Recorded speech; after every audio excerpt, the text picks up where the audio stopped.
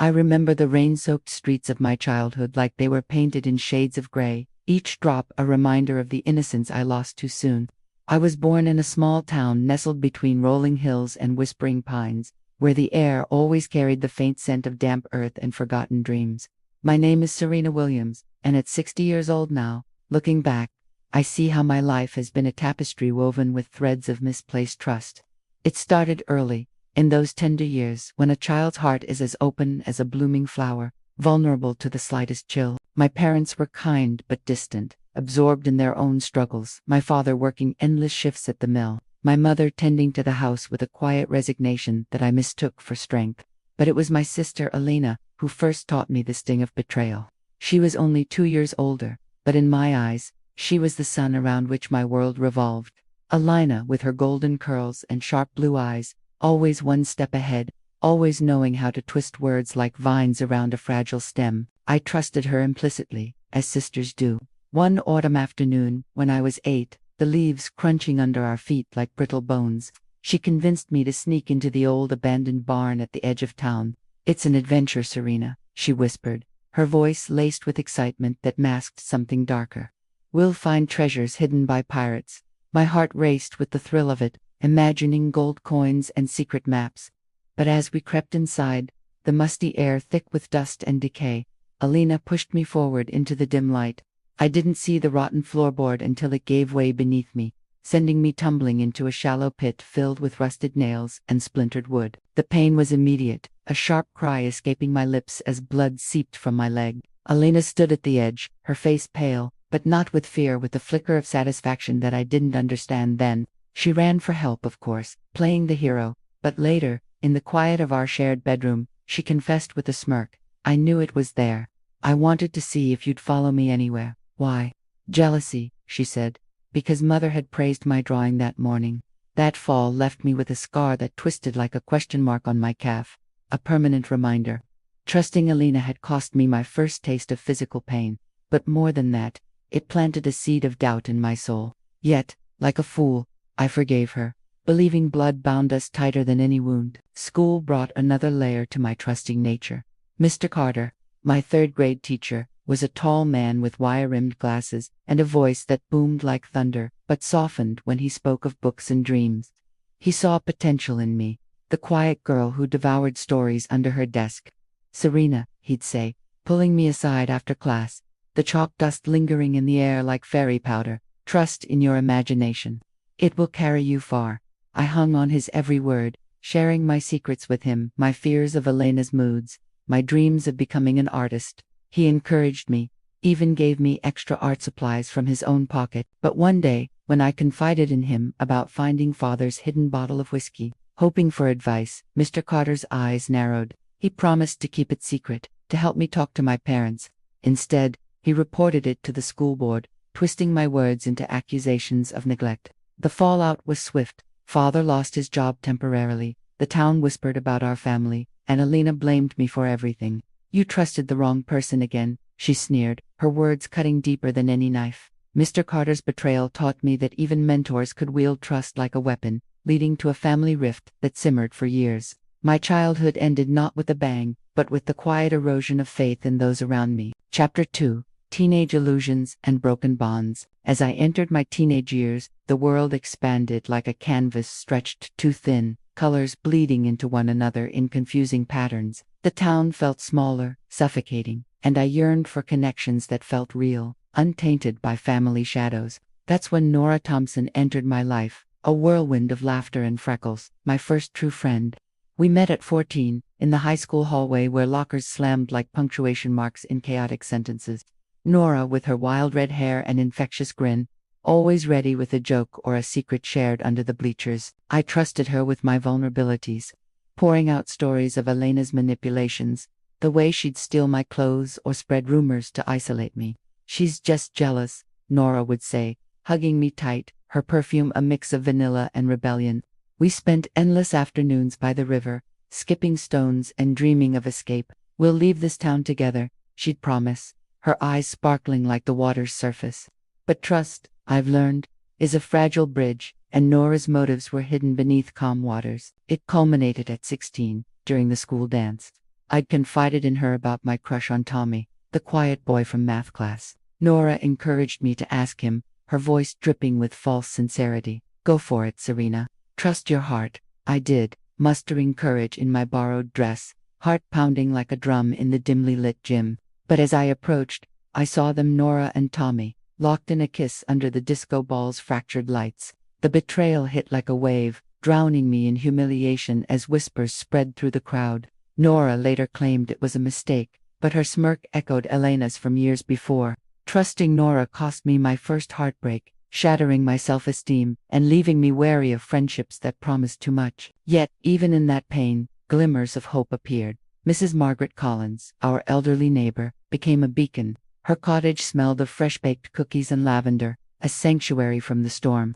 At 70, she moved with deliberate grace, her wrinkled hands offering tea and wisdom. "Child," she'd say, her voice a soothing murmur, as we sat on her porch swing creaking in the evening breeze. "Trust is earned, not given freely." I visited her often, sharing my woes, and she listened without judgment, her stories of her own lost loves weaving comfort around my wounds. But teenage years are fickle, and my trust extended to early romances. I met Daniel at 17, in the library where dust motes danced in sunbeams. He was kind, with soft brown eyes and a smile that warmed the coldest days. Our first date was a picnic by the lake, sandwiches wrapped in wax paper, laughter echoing across the water. "I trust you, Serena," he said, holding my hand, and I believed him. Little did I know, this trust would evolve into something far more complex, a slow-burning fire that would consume decades. Chapter 3. The 20s. Love's deceptive embrace. My 20s dawned with the promise of new beginnings, like the first light piercing through storm clouds. I left town for college, a small liberal arts school where ivy clung to brick buildings like secrets to a soul. Daniel followed, our love blossoming amid late-night study sessions and stolen kisses in empty lecture halls. We married at 22, in a simple ceremony under blooming cherry trees, petals falling like confetti from fate's hand. "I promise to always be there," he vowed, his voice steady, and I trusted him completely, building our life on that foundation. But marriage revealed cracks. Daniel's love, once passionate, turned distant, like a receding tide exposing jagged rocks. He worked long hours as an accountant, coming home smelling of ink and exhaustion. I'd wait up, dinner cooling on the table, my heart aching with unspoken fears. "It's just stress," he'd say, brushing off my concerns. I trusted his words, ignoring the late nights and secretive phone calls. Meanwhile, Elena re-entered my life, now married herself but still carrying that jealous edge. She visited often, her compliments laced with barbs. "You look tired, Serena. Is Daniel treating you right?" Trusting Elena again proved disastrous. At 25, I confided in her about our struggles, Daniel's growing aloofness, my fears of infidelity. She nodded sympathetically, her eyes gleaming.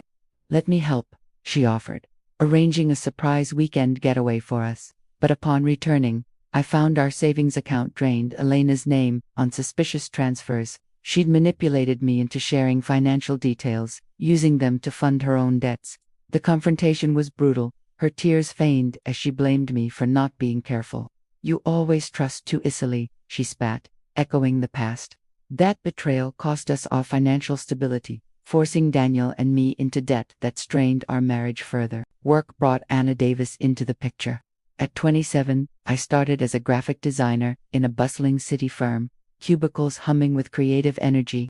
Anna, my coworker, was polished and ambitious, with a smile that disarmed. She mentored me, sharing tips over coffee that steamed like rising suspicions. "Trust me, Serena, I'll help you climb." I did, sharing my ideas freely. But when a big project came, my concepts appeared under her name, presented to the boss as her own. The promotion I deserved went to her, leaving me demoted to menial tasks. Anna's betrayal shattered my professional confidence, turning my dream job into a nightmare of doubt. Through it all, Mrs. Collins's letters arrived like lifelines. Her words, a balm, "Beware the wolves in sheep's clothing, dear." Her wisdom sustained me, but the decade closed with a growing unease, shadows lengthening as mysterious notes appeared on my doorstep and signed warnings that hinted at deeper deceptions. Chapter 4. The 30s, Family Fractures and Hidden Agendas. The 30s brought children into our world, twin girls who filled our home with laughter and chaos. their tiny hands grasping at life with unbridled trust. But beneath the surface, my marriage to Daniel crumbled like dry earth underfoot. His distance grew into absences, excuses piling up like unpaid bills. Work trip, he'd say, packing his suitcase in the dim light of dawn, his eyes avoiding mine. I trusted his fidelity, clinging to memories of our youth, but nights alone bred suspicion. The house creaking with unspoken accusations, Elena's manipulations escalated. Now a divorced mother herself, she moved nearby, inserting herself into our family like a thorn in flesh. "Let me babysit," she'd insist, her voice sweet as poison honey. I trusted her with the girls, believing blood redeemed past sins. But one evening, returning early, I found her whispering to them tales of my failures as a mother, planting seeds of doubt in their young minds. The girls' questions the next day, "Why don't you love us like Aunt Elena?" tore at my heart. Trusting her lead to emotional alienation from my own children, a rift that widened over years. Then came Richard Hale, the dangerous outsider who slithered into my life like smoke through a keyhole. He appeared at 32, a charming contractor hired to fix our leaking roof, tall, with a rugged jaw and eyes that pierced like daggers. He listened to my woes over coffee breaks. "You deserve better," he'd murmur, his hand brushing mine accidentally, or so I thought. I trusted him as a confidant, sharing marital frustrations, but Richard's motives were sinister. He began stalking me, subtly, anonymous calls at midnight breathing heavy silence, shadows lurking outside windows. The suspense built slowly, nighttime fears gripping me as I lay awake, heart pounding against the mattress. Was that a footstep on the porch? A whisper in the wind? Daniel dismissed it as paranoia, further eroding our bond. Trusting Richard invited danger into our home, culminating in a break-in where valuables vanished later traced to him, but not before the terror left scars on my psyche. Workplace woes persisted with Anna, now my superior, her help masking sabotage. She assigned impossible deadlines, then claimed my failures as her successes, trusting her lead to a breakdown at 35, tears streaming in the office bathroom, mirrors reflecting a woman I no longer recognized.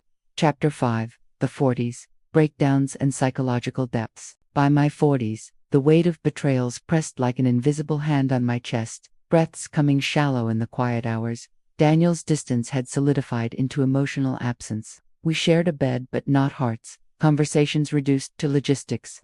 "I still love you," he'd say mechanically, but his eyes told another story, perhaps an affair, perhaps indifference. I trusted his denials, fearing the alternative. Elena's jealousy peaked when I inherited our parents' modest estate at 42. She contested the will, forging documents with chilling precision. "It's only fair," she argued in court, her face a mask of innocence. Trusting her familial bond cost me half the inheritance, legal fees draining what remained, leaving bitterness that poisoned family gatherings. Richard's shadow loomed larger. Released from a short prison stint, he sent veiled threats flowers with notes reading, "I haven't forgotten." The suspense was palpable, doors double-locked, sleep evasive as nightmares blended with reality. Who was watching from the darkened street? Amid the turmoil, I sought help from Dr. Aaron Blake, a therapist with a calm demeanor and probing questions.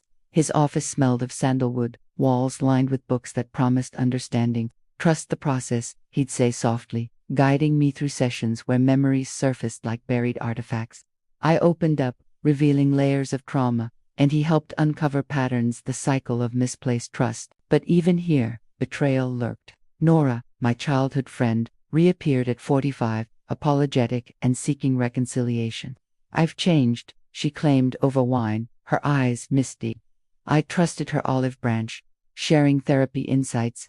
Yet, she twisted them, spreading gossip that painted me as unstable, costing me friends and further isolating me. Work reached a nadir with Anna's ultimate sabotage, framing me for embezzlement. Evidence planted in my files led to suspension, the office air thick with accusatory stares. Trusting her mentorship nearly destroyed my career. Chapter 6, The 50s, Threats and Unraveling Mysteries. The 50s ushered in a storm of mysterious threats, the air heavy with unspoken dread. Daniel's love had fully turned to distance. We lived as strangers, his late nights now blatant. "It's nothing," he'd insist, but I found lipstick on his collar, a scent foreign and accusing. Trusting him had built a life on sand, now washing away. Richard escalated his manipulations, hacking into my emails, sending forged messages that alienated allies. Nighttime fears intensified, tires slashed, windows shattered by unseen hands. Who could I trust? Alina struck again, manipulating our daughters against me, whispering lies during visits. Your mother's losing it, she'd say, her voice a serpent's hiss. The emotional toll led to breakdowns, tears in the shower, where water masked sobs. Dr. Blake became my anchor, sessions delving deeper. You're stronger than you know, he'd encourage, helping piece together the puzzle. But suspense mounted as clues pointed to a conspiracy. Richard, Elena, perhaps even Daniel, connected in ways I couldn't fathom. Enter Detective Marcus Reed, a grizzled investigator with a no-nonsense gaze. Hired after a particularly terrifying incident, a package containing photos of me sleeping. We'll get to the bottom, he promised, his voice gravelly. I trusted him, sharing everything. Chapter 7, The 60s, Awakening, and the Great Reveal. Now, at 60, I sit in Mrs. Collins's old cottage mine now, after her peaceful passing, reflecting on a life marred by trust's cruel twists. Her wisdom echoes, trust yourself first, Serena. The final awakening came last year, a massive emotional reveal that shattered illusions. Detective Reed uncovered the truth. Richard wasn't just a stalker. He was Elena's lover, enlisted to torment me out of her jealousy.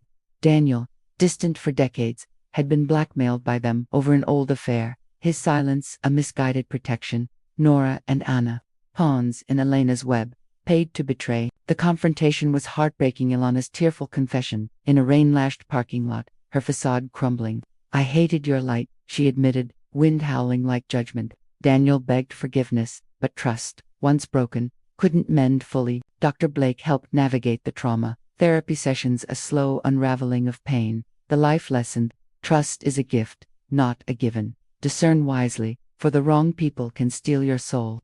I've found peace in solitude, my daughters reconciling, shadows receding. But the scars remain, a testament to a life reshaped by misplaced faith.